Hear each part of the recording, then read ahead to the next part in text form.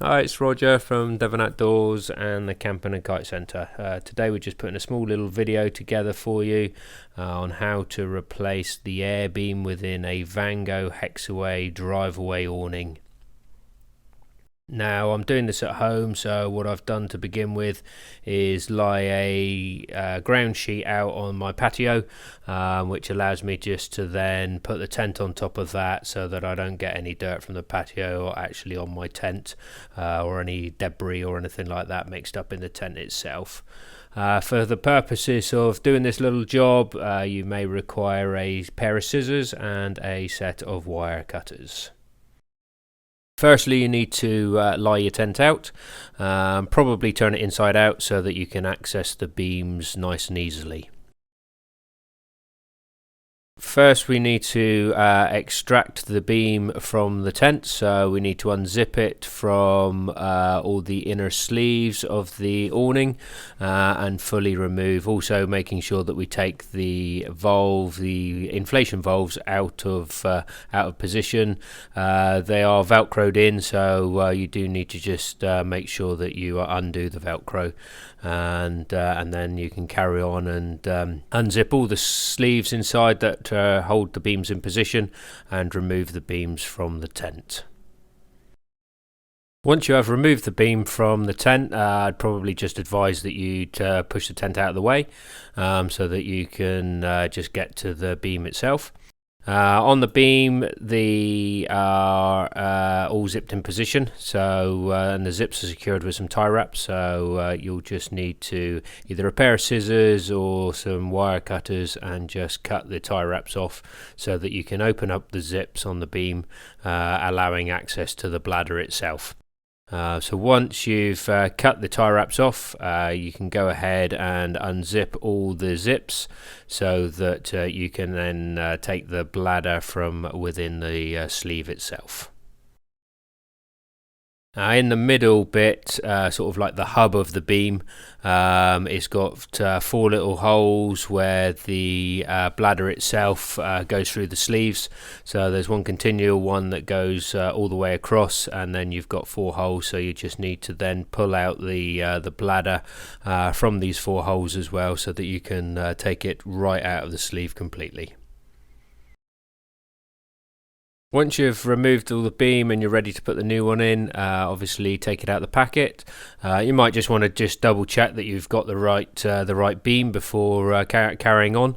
But once you've undone the packet, within the packet is some more tie wraps for securing the zips on the sleeve afterwards. Now you want to just take them out, put them safely to one side because they're only small, and obviously you don't want to lose those because once the job's done, you do need to secure those zips with these tie wraps again.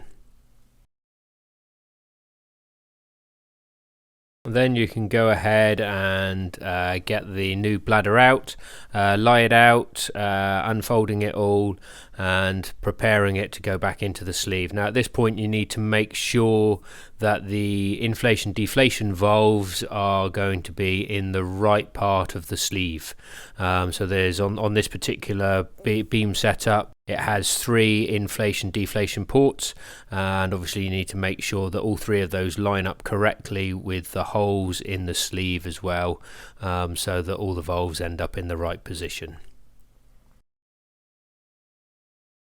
Once you've got the new bladder all lined up for the sleeve, you know where all the legs are going to be going and they're all in the right position. You need to just start at that central hub and again slide in the beams through the holes that are in that central hub so that they're all going to be coming out in the right places.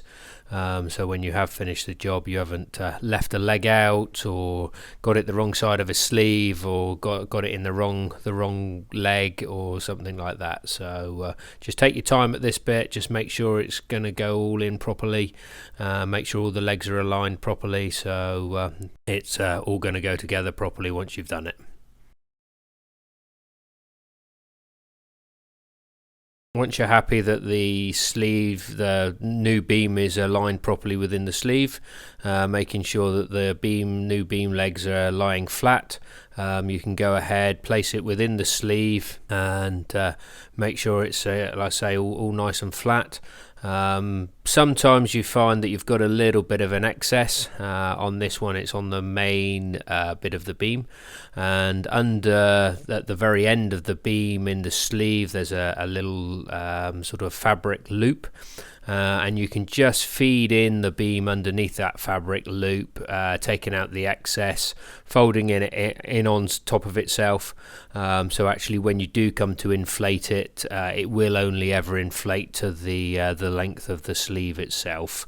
So don't worry if you do have to fold it over inside because of the fact that it is slightly too long, and it is designed to do this. That fabric loop is put there for that purpose. So and once you've got that all in position and you're happy with that, then obviously go ahead and zip the sleeves up, just making sure that you don't catch the beams as you go along, and just being careful to make sure that the beam itself is all nicely laid out flat.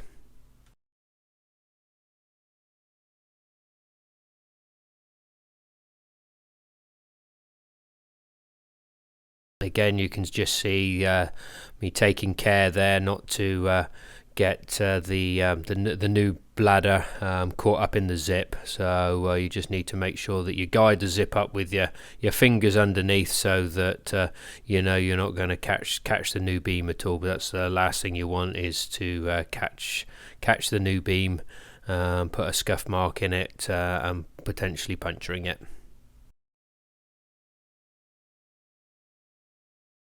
So once you've done all that and you're happy with everything, everything's in position, the zips are all closed, then I would recommend just inflating it. At this point, don't actually put the tie wraps back on the zips at the moment. You need to put some air inside it and make sure that the beam is inflating correctly. Pulling out the sleeves as you go, so that obviously the actual formation of the beam has got a slight kink in it, so you do need to make sure that you're pulling the sleeve out so there's not any excess material around those sort of pre-angled bend bits in the sleeves itself. And then go ahead, pump it up and get some pressure in it, just going round then and checking that the beams are all standing out properly, the air's gone through, there's no kinks in it, there's nothing looking odd, there's no bulges anywhere, there's no twists in it or anything like that. So as you can see from here now, it's just starting to inflate. You can just start to see the air going through all the tubes and starting to make itself go into shape.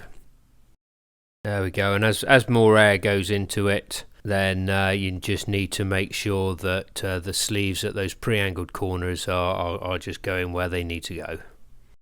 Once you have pumped it up and you're happy that everything's all pumped up and stable, then you can do a couple of things. You can either carry on then and tie wrap the zips up so that they don't come undone under pressure, or potentially if you've got a little bit of time, then you could obviously inflate the beam, leave it for an hour or so, just make sure that it's not deflating at all and that you're fully happy with it. But if you got a few time constraints but you're happy with the fact that you've put in the beams correctly, then just go ahead and put the new tie wraps around the zips and just secure them off, so that, like I say, when the beam's under pressure, the zips don't creep open. Once you have put all the tie wraps in and you've secured the zips, then obviously you can cut off the excess bit of cable tie wrap, so that you haven't got that flapping around on the beam. So just cut it nice and tight to the zip, and just making sure that it's all nice and secure.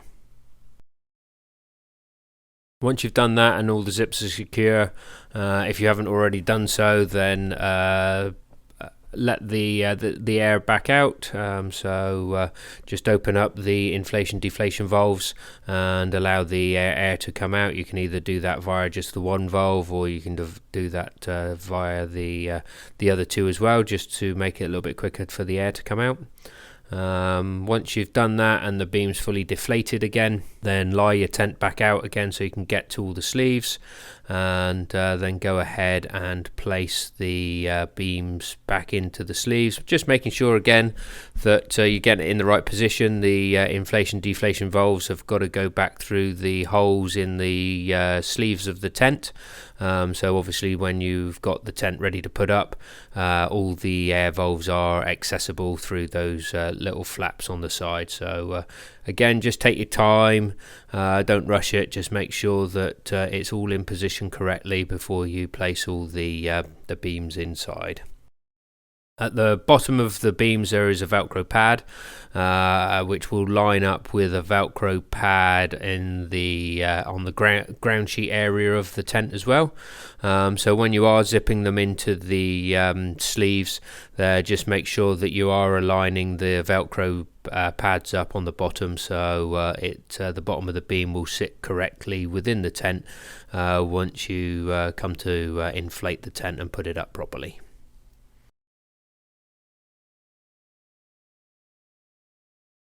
So there we are. Now we've happy that the beams are secured on the Velcro.